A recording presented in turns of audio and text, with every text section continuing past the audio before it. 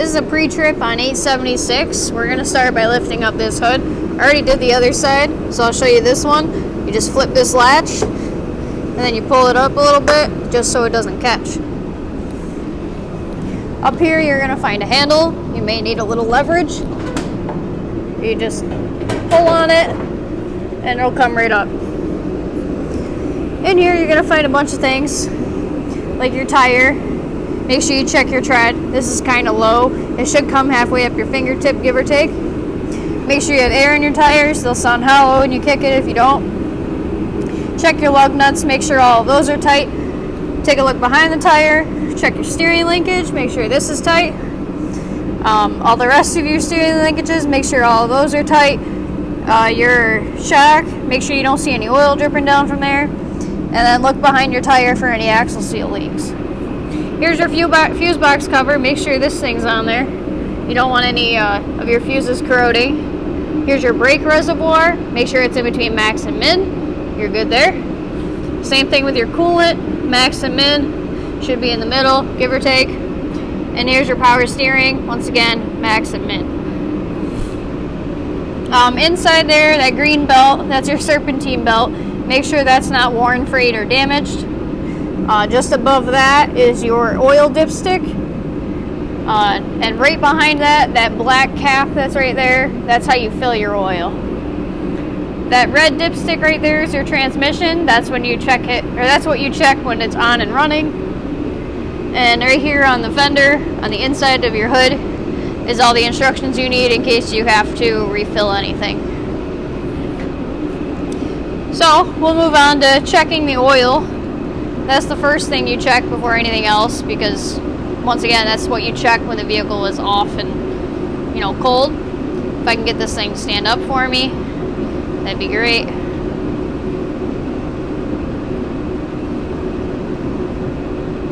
Come on.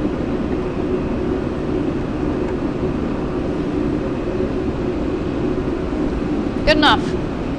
So you're gonna need a towel. You're going to take this dipstick and turn it a little bit to the left. It has a little bit of a locking mechanism. It's not too bad. Come on.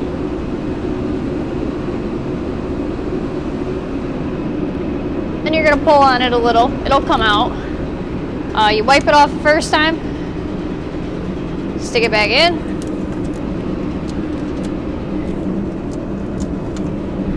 You don't have to lock it. Just make sure it's flush. And then when you pull it back out, that is your engine oil level.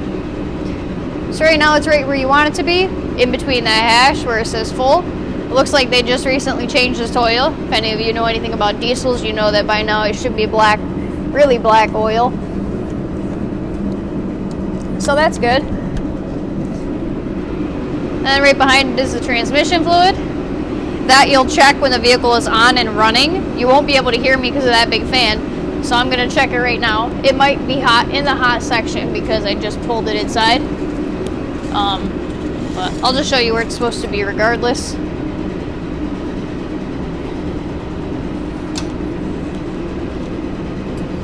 So same concept as the oil. You pull it out, you wipe it off, you stick it back in till it's flush, pull it back out. And then there is your transmission level. Just like I thought, it's already in the hot section, which is exactly where we want it to be. If it's anything below this line, after it's been running for a while, that means you're low on transmission fluid, and that's the same hole as the dipstick is where you fill it. You'll just stick a funnel in there.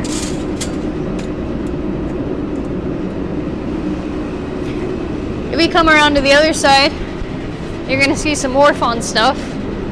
Once again, you're going to check your tires and your steering link and your steering components the same way you did the other side.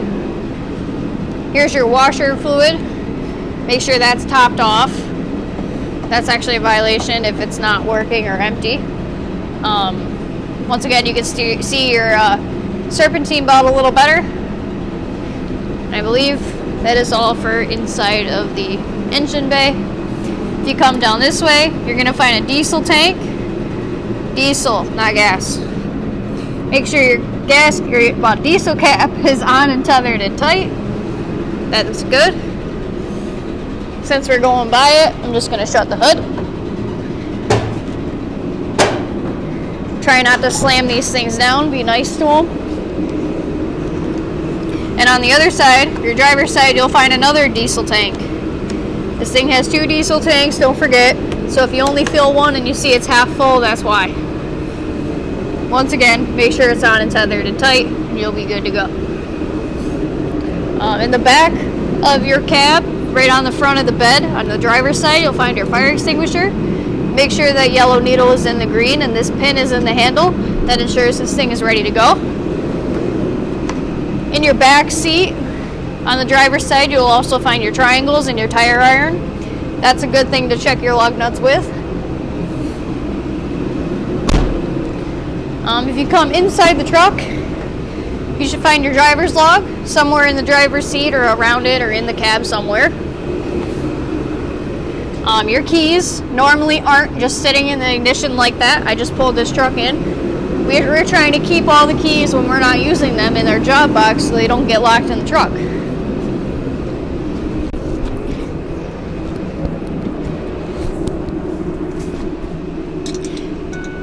I'm going to turn the accessory on so that way we can see all our lights.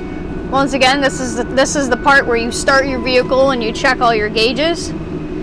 We'll check our washer fluid or washer speed. That's what this one does by turning it. And if you push it in, that's what controls the washer fluid. Your headlights are right here. Here's your parking lights and your low beams.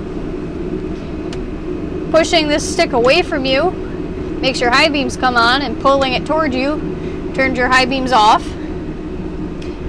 Behind your console is your defrost settings. Make sure those work. Up on the top left corner of your console is your beacons. Make sure that works. Brake and reverse lights, you'll have to have a second person help you do. That person will typically stand behind the truck while you press on the brake and press on and put the truck in reverse just to make sure those come on. We're not going to do that part today. I don't have a second person, but you get the point. Check all your lights. We're going to stick our 4-ways on. Make sure those work. Those are located on top of your steering wheel or your steering column. And we're going to get out. Oh, well, no, we're not going to get out yet. We're going to check all of our glass. Make sure nothing is cracked, damaged, or missing. We're going to check our seat belt. Make sure our seat belt works. Click it in, tug on it. It ain't going nowhere. What else are we missing inside the cab? Horn. Give that a beep. Make sure that works. Parking brake is down here. You don't have park on your truck, so this is your park. If this doesn't work while the truck is running, you will be moving if you put it in drive. So basically, you engage your parking brake, which is up. You stick it in gear, whether it be drive or reverse. And if your truck doesn't move, then your parking brake works. Okay? So yeah, we'll get out and we'll check some of the lights. I'll show you where all the marker lights are. All that fun stuff. So immediately you have a marker light right there on each fender. You got your low beams and one of your blinkers. Once again, a low beam and a blinker. And your other marker light. On top of your cab you have some headlamps. Those also need to be lit. Marker light on the passenger side fender. You should have another marker light on the back. Markers all across the back. You got your brake lights, your 4-ways. The white lights up above are your reverse. And right under your brake light is your license plate light. Make sure that works. Up top you have some beacons. You got another marker light. And once again, another one right there on your fender.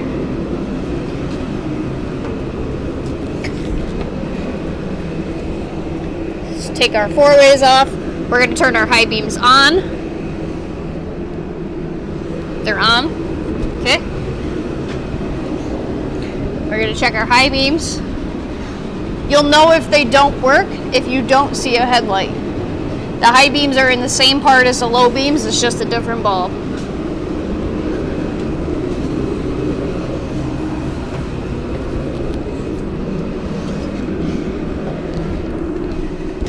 If you do that for all of your lights, your turn signals, your brake, reverse, once again you're going to need a second person for brake and reverse. So we went through all of our lights, our gauges. Remember, that's what you check when you turn the truck on. Your triangles, your fire extinguisher, so we're good in cab. Under the hood, we checked all of our fluids, and we checked our belts and all that good stuff, your suspension. Your exhaust system you check when you start the truck. You're listening for any exhaust leaks. The truck will be obnoxiously loud if it has any. Around the vehicle, you're checking your fuel tank caps. Remember, we did that. Your mud flaps, we checked when I showed you a dual. And all of that stuff, we're good on. Make sure you have your proper driver's license. I'll tell you what you'll need in a second, because the weight of this truck is located in the door jamb right here at 26,000 pounds. You're looking for GVWR, and that's the number you're looking for. That tells me you'll need a normal driver's license. It does not require CDL. The height of your vehicle is staring right at you in the face at 10.5. It's right above your gauges. So your GCVWR, that's where your weight goes, 26 thou. And then your height at 10.5, it goes right there. Make sure you have your med card with you at all times. Your proper PPE is a spray truck, so hard hat, safety glasses, long pants, long sleeve shirt, boots, socks, gloves, etc. Your toolbox is located in your job box. Those aren't required for DOT inspections. That's just something we throw in there for you. Make sure you get a good night's sleep, and your brakes are already adjusted, so you're good on there. If you find any deficiencies, this is the column you'll put it in, and then you're going to sign your life away. Okay? Have a good day.